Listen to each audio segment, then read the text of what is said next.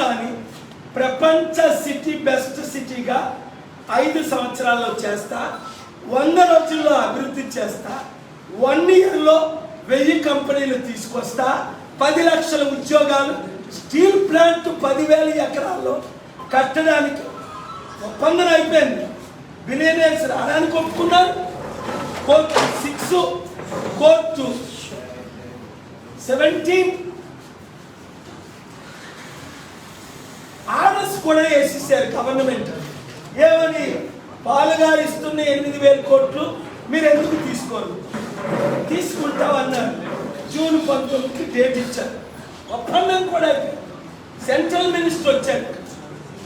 అయితే ఎవరు ఒప్పుకోవట్లేదు? స్టీల్ ప్లాంట్ అమ్మడం ఆపాము అంటాడు జగన్.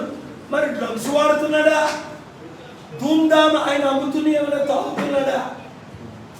లేదా ఆల్జైమర్స్ వచ్చి బ్రెయిన్ డ్యామేజ్ అయిందా?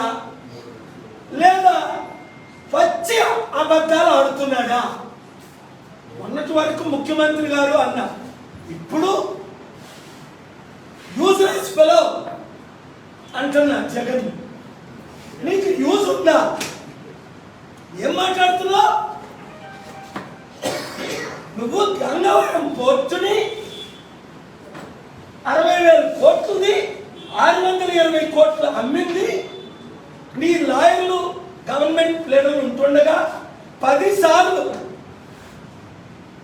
గంటలు వాదించా మెన్షన్ చేసి.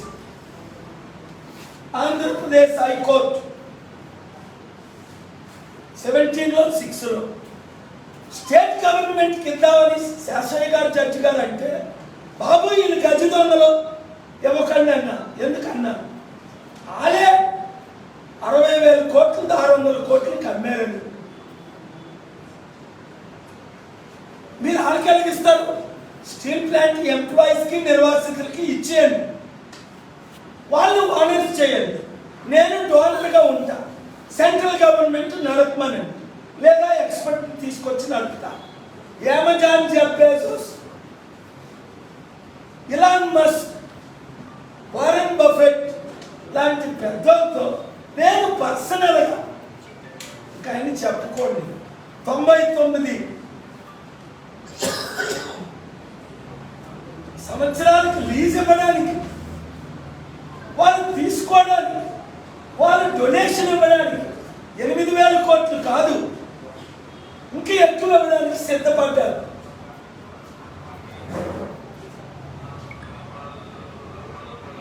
ఇప్పుడు ఈ గజ దొంగలు తెలుగుదేశం పార్టీ 1,000 ఎకరాలు అమ్మలేదా? కాంగ్రెస్ పార్టీ 1,000 ఎకరాలు అమ్మలేదా? జగన్ 1,800 ఎకరాలు గంగవరం పోర్టు మొత్తం అమ్మలేదా? అయితే బుద్ధి లేని వాళ్ళు ఎవరు తెలుసా? వాటర్లే. అందుకే ఇది పట్టుకొని వచ్చా. విశాఖ ఎంపీగా సీరియల్ నెంబర్ 14, గాజువాక ఎమ్మెల్యేగా సీరియల్ నెంబర్ 8 కొండ గుర్తుకు ఓటేసుకొని పూర్తి మెజారిటీతో గెలిపించండి. ఒక్క అవకాశం నాకు ఇవ్వండి. మీకు రాత్రి పగలు కష్టపడి ఒక్క రూపాయి మీకు తీసుకోకుండా 42 సంవత్సరాలు 1,000 లక్షల కోట్లు డొనేట్ చేసి 14 అకౌంట్లు సీజ్ చేసేసిన మోదీ గారు నా మిత్రులైన ఒప్పందం చేసుకోకుండా, అదాని 1000 కోట్లు ఆఫర్ ఇస్తే తీసుకోకుండా సంవత్సరానికి 100 కోట్లు లేకనే 8 లక్షల కోట్లు ఆయనకి లాస్ తీసుకొచ్చి ప్రాణ అపాయం ఉన్న అదానితో, మోదీతో, రామేశ్వరంతో, గజ దొంగలతో నేను పోరాడుతుంటే మీరు ఈ గజ దొంగ నాయకులు తెలుగుదేశం వాళ్ళకి 5 లక్షల కోట్లు దోచుకోవడానికి వైసీపీ 5 లక్షల కోట్లు దోచుకుందని టీడీపీ 25,000 కేజీలకి 1 లక్ష కోట్లుంది. ఇక్కడ టీడీపీ బీజేపీ ఎంపీ భర్త తెచ్చాడని లోకేష్ ఎవరు పురంధేశ్వరి కొడుకని వైసీపీ లేదు. బొత్స సత్యనారాయణ విజయసాయి రెడ్డి జగనే తెప్పిస్తున్నాడని టీడీపీ. మరి అలాంటి పార్టీలు సైకిల్ గుర్తుకి మీరు ఓటేస్తే, ఫ్యాన్ గుర్తుకి మీరు ఓటేస్తే మీరు దరిద్రులు కాదా, మూర్ఖులు కాదా, దేశద్రోహులు కాదా, రాష్ట్ర ద్రోహులు కాదా? సిగ్గులేని కొంతమంది క్యాథలిక్, బ్యాప్టిస్ట్, లూథరన్ మిషనోలు కొంతమంది జగన్ కోటేయండిరా మేము నిర్ణయం తీసుకున్నాం. ఒరే యూజ్లెస్ గాడిదిల్లారా, దరిద్రులేనా? జగన్ అన్యుడు కాదా, విగ్రహారాధకుడు కాదా, ఆర్ఎస్ఎస్ బీజేపీ ఏజెంట్ కాదా, బొత్స ఝాన్సీ అమర్నాథ్ దేవుని విరోధులు కాదా? టీడీపీని తిట్టారే బీజేపీతో కలిసిందని. మరి జగన్ ఎవడు? మోదీ బానిసుడు కాదా, బీజేపీ బానిసుడు కాదా? మరి బీజేపీ, ఆర్ఎస్ఎస్, విశ్వ హిందూ పరిషత్ మణిపూర్ ఘటనలు చేసిన వాళ్ళు ఎవరైతే ఉన్నారో వాళ్ళు ఎవరైనా జగన్ ఎప్పుడైనా ఖండించారా? ఎంపీ బొత్స ఝాన్సీ ఖండించిందా? ఎమ్మెల్యే గాజువాక అమర్నాథ్ కాంగ్రెస్ వాడు ఖండించాడా? టీడీపీ వాళ్ళు ఎలాగో బీజేపీతోనే ఉన్నారు, వాళ్ళు ఖండించు. అలాంటి దొంగలకి మీరు ఓటేసి నన్ను గాని ఓడించారా అంటే చూడు, ఆర్డర్ ఎప్పుడు తెచ్చాను? ఏప్రిల్ 25, నెల కూడా అవల, జూన్ 19. ఈ ఆర్డర్ స్టీల్ ప్లాంట్ ని ఆపడానికి తెచ్చిన ఆర్డర్.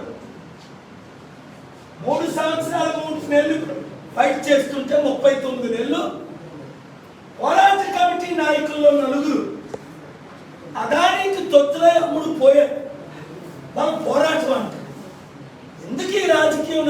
నన్ను ఈసారి ఓడిస్తే ఈ ఆలోచించుతా, స్టీల్ ప్లాంట్ అమ్ముకోమని చెప్తా, నేను మళ్ళా లైఫ్లో ఎమ్మెల్యేగా, ఎంపీగా పోటీ చేయను. ఈ కొరకు నేనెందుకు నా ప్రాణం పోగొట్టుకోవాలి?